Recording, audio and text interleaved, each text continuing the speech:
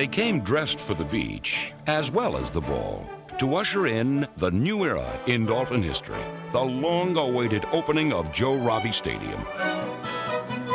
Robbie's dream became a reality, and just in time to host Super Bowl 23 next January. Well, when you first went out in a pregame warm-up, you looked around and you saw the new stadium, and it's beautiful. It really is state-of-the-art. It's a real credit to Joe Robbie.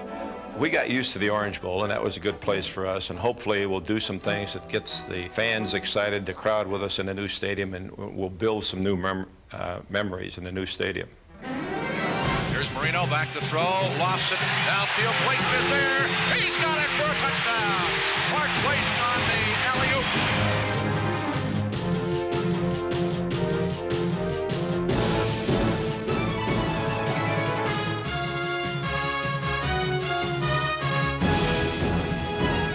Marino on the snap, fires it wide open. Duper at the 45, gets to the 40, breaks a tackle. It's a foot race. He's going to score.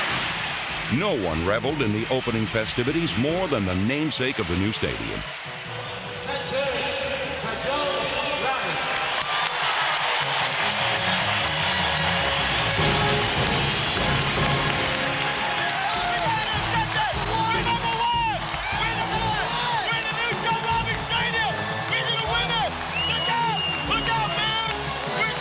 The Dolphins entertained the Chicago Bears in the stadium's first game.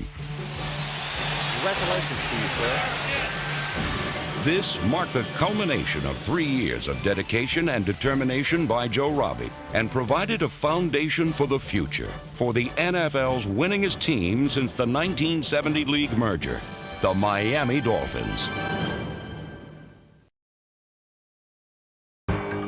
After a disappointing opening day loss in New England, the Dolphins rebounded against the future AFC East champions, the Indianapolis Colts.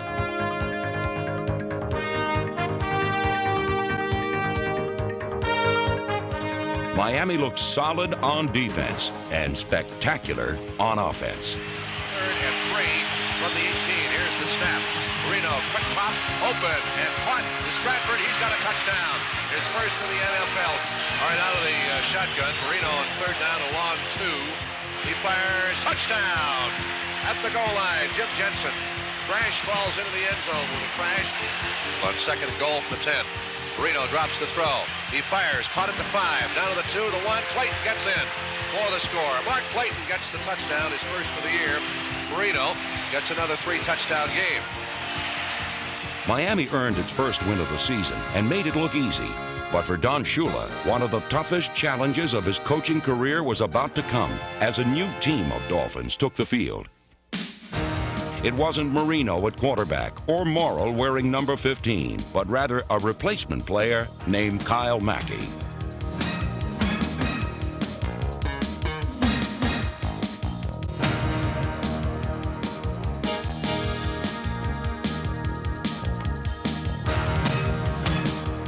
Mackey's tenacity characterized the Dolphin replacement squad, which displayed a fighting spirit despite last-minute losses to both Seattle and the Jets.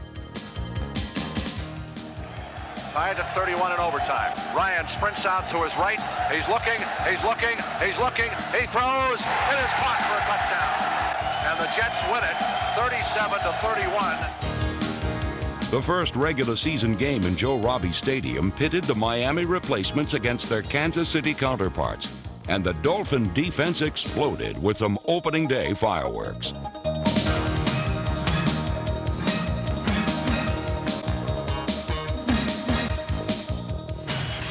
Here is a handoff going to Smith, the fullback. Fumbles the ball, picked up, down at the 40, 35, to the 30, down to the 20. This is Lifford Hobley, and he will score. Miami clobbered Kansas City 42-0, and once the regulars returned, the time was ripe for them to record a win in their new home as well. At the onset, it was the visiting Pittsburgh fans who had much to cheer about as the Steelers held a hefty halftime lead. But with Dan Marino at the helm, Miami is never out of a game, and the Dolphins proceeded to outscore Pittsburgh 28-3. On the snap, drops straight back to throw. Good protection across the middle, caught by Duper. He may score. 25, 20,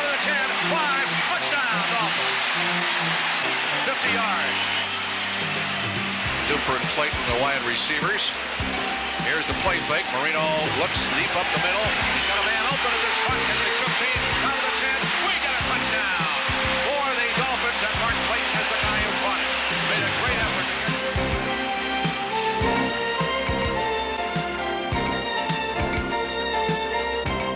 Marino was marvelous, completing more than 80% of his passes and throwing 4 touchdowns.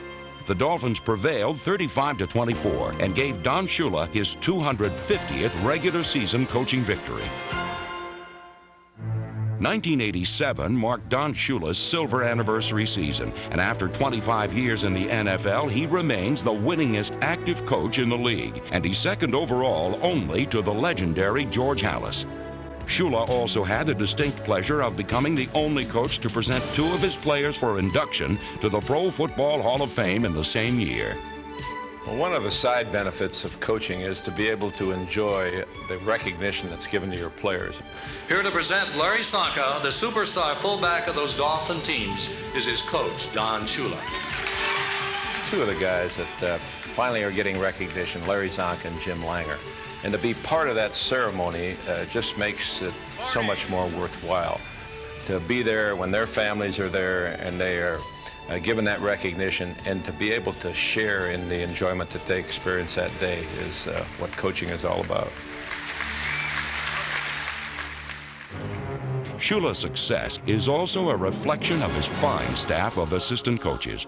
On offense, he relies on assistant head coach David Shula, offensive line coach John Sandusky, and Carl Tassif, who oversees the offensive backs. Fiery Tom Olivedati, along with linebacker coach Chuck Studley, defensive line specialist Dan Sakanovich, and defensive backs assistant Mel Phillips have their work cut out for them on defense. In the last few years, we've been just patchwork defense. We haven't been able to put the people on the field that we're pleased with and then let them play together. Injuries and inexperience hampered the Dolphin defense in 1987, but there is great promise for the future in young players like Rick Graff, number 58.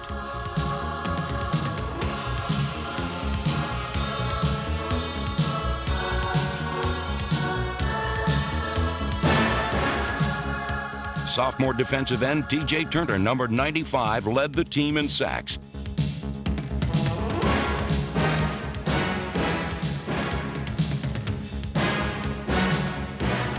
He was followed by number 70, line mate Brian Sochet.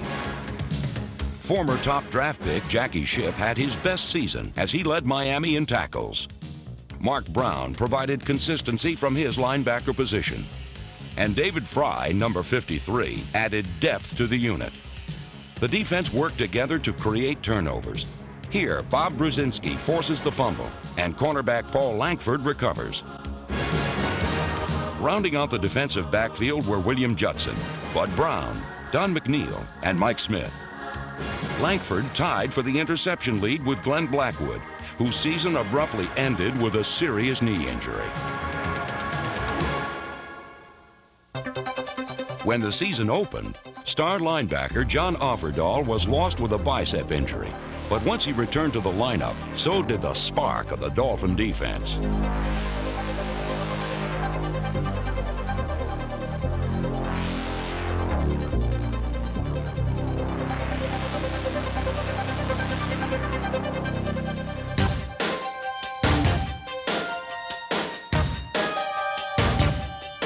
Despite playing in only 9 games, Offerdahl was second on the team in tackles and made his second straight Pro Bowl.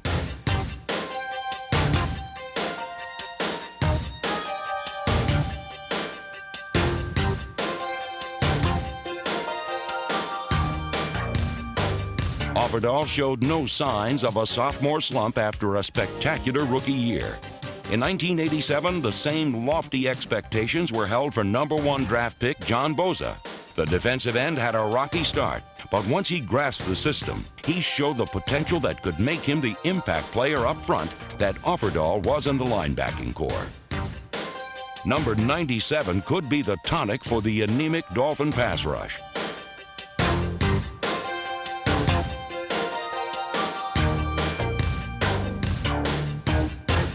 John Boza epitomized the youth and enthusiasm of the Dolphin defense. Although still a few players away, they've laid the foundation for the future. When Dan Marino met Boomer Esiason in the 9th week of the season, an aerial duel was expected as two of the league's premier offenses clashed. But each quarterback tossed only one touchdown pass, and when the game went down to the wire, the biggest play was the one that wasn't caught, rather than the one that was.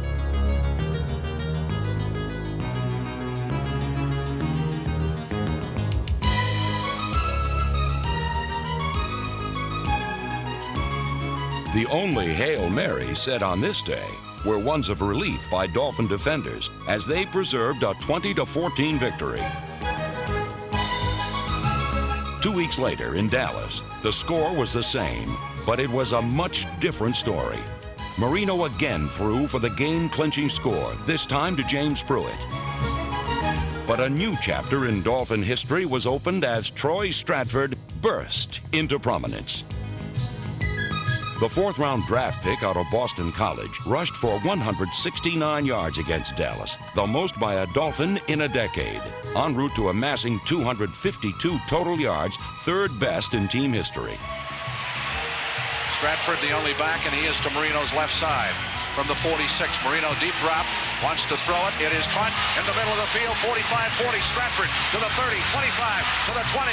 And what a ball game this guy is having. Down to the 20-yard line he goes. Again, running wild in that Dallas secondary. Marino gives to Stratford outside to the left. He cuts the corner. He gets to the 50. He's down to the 45. He is almost in the open. He's being pushed upfield to the 25, down to the 20-yard line. As the Cowboys were trying to strip him of the football. And that time he just was like a little bull out there, refused to be stopped. Give off to Stratford, tries to run to the left side, cuts it outside to 15, down to the 10, down to the 5. He's in for the touchdown. Stratford was named AFC Offensive Player of the Week for his heroics in Dallas. Just a preview of many accolades to come. In 1987, the Miami Dolphins heralded the return of their running game, all wrapped up in a pint-sized yet powerful package wearing number 23, Rookie of the Year, Troy Stratford. We had some big games last year in critical situations for us. He's ready to blossom. The guy is a tireless worker. We're just going to have to give him the football, and he's also a good receiver coming out of the backfield. His upper body's going to his right and his lower body's going to the left, and you're trying to get somewhere in between on him. You know, the guy is just a scrappy little guy. He's so quick. But not only is he scrappy, but he knows how to use his leverage to get the extra yardage. He knows when to jump, when to get down, you know, when to go right, when to go left. So I tell you, I hit him a few times, and I'm 300 pounds, and he nudged me back a few feet. So I think he was one of the top running backs in the AFC. Backs in an eye. There's Marino, give off to Stratford into the middle. He goes, touchdown for Troy Stratford. What does he hit that hole quick? Reminds me so much of Gale Sayers in years gone by for the Chicago Bears. Stratford became only the 2nd Miami player to lead the team in rushing and receiving in the same season. He won the affection of the fans and was the heart of the running attack, which also featured fullbacks Woody Bennett and Ron Davenport, number 30.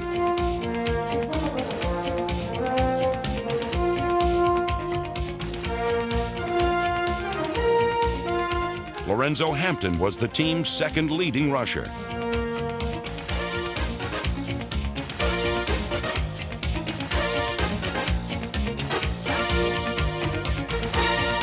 In 1987, the Miami ground game approached Shula's expectations for a more balanced offensive attack. You have to have some kind of a running game, but you get caught in that dilemma that you can't spend too much time with a running game because you're taking the ball out of Marino's hand.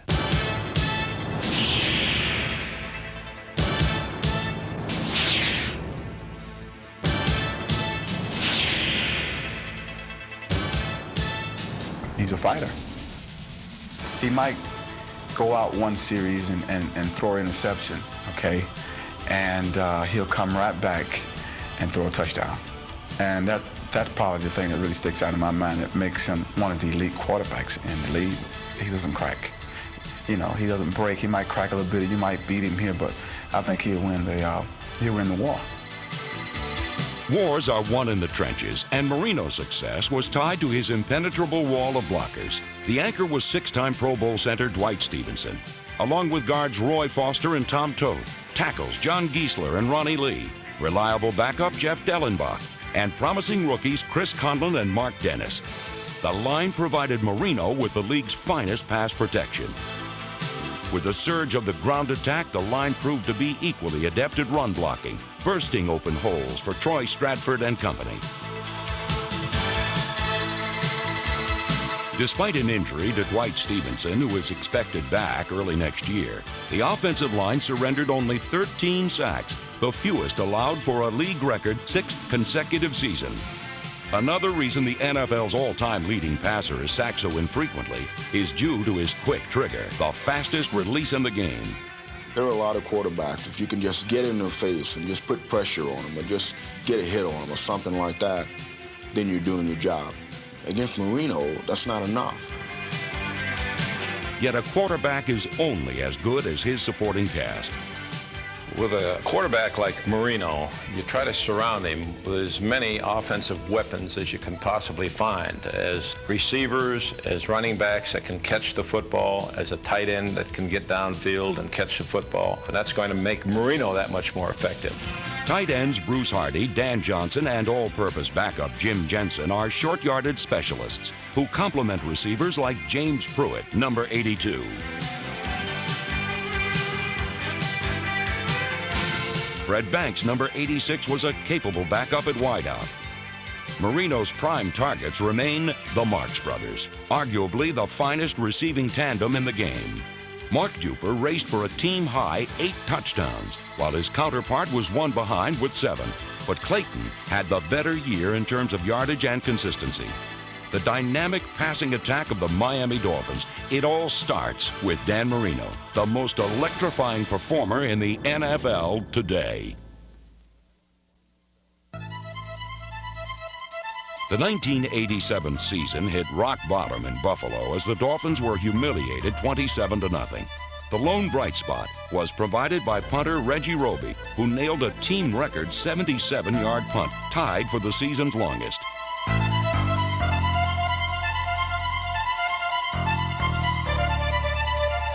Despite missing several games with injuries, Robbie averaged over 42 yards a punt. Kicker Fuad Reves finished as the team's leading scorer and was perfect from inside the 40-yard line.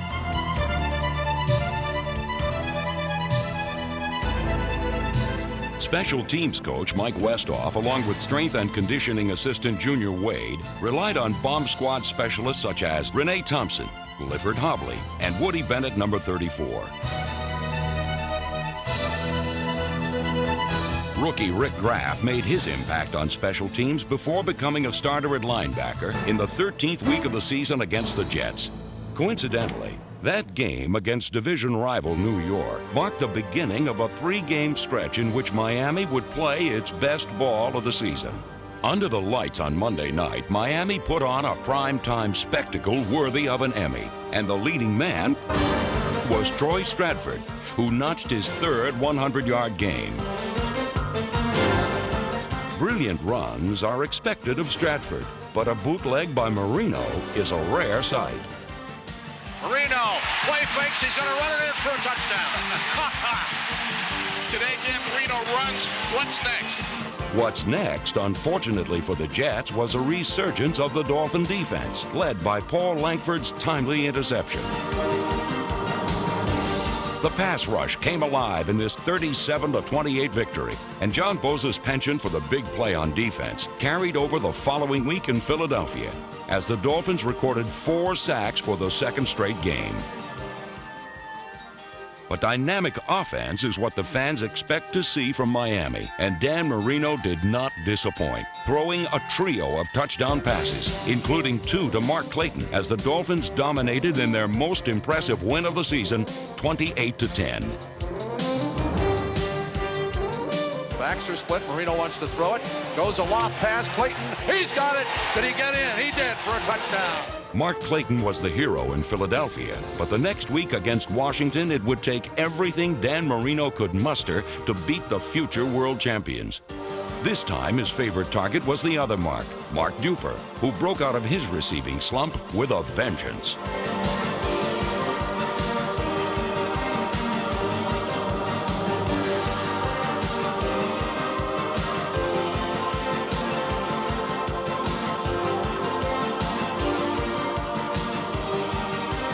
Marino threw for a season-best 393 yards, 170 of which went to Duper. But their heroics couldn't prevent Washington from taking the lead late in the game. Twice before, the Dolphins had to rally, and they turned to Mark Duper. They called on him once more, with victory on the line. Marino in the shotgun, fades the throw, goes for the corner of the end zone. It is caught! For a touchdown by Mark Duper. What a catch. What a play. Mark Duper, our offensive player of the game. With victory in hand against Washington, uncontained joy swept through Joe Robbie Stadium. In 1987, the Dolphins alternated between unmatched excellence and unsettling inconsistency. But Don Shula's leadership and ability to blend seasoned veterans with upstart youngsters gives the Dolphins the foundation for a bright future.